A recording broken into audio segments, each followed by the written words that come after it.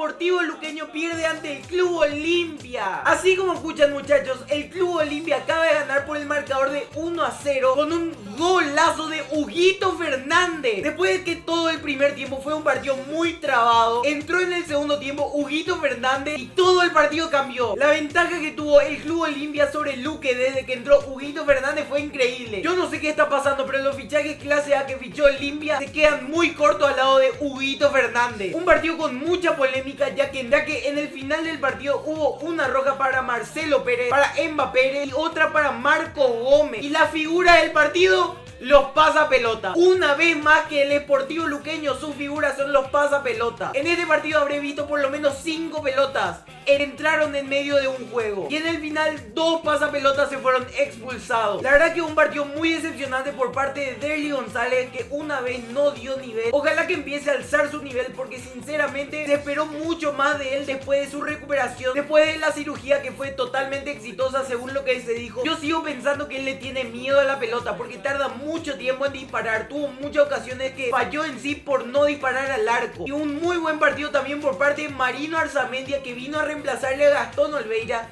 y hizo muy bien su trabajo. Muy buen partido también de Deportivo Luqueño, que supo cómo jugarle al Club Olimpia. Le felicito también a todos los luqueños. Pero bueno, ¿ustedes qué opinan sobre el partido de Deportivo Luqueño 0, Olimpia 1? Y por favor vayan a seguirme a mi Instagram, @el.summer. Les voy a agradecer demasiado.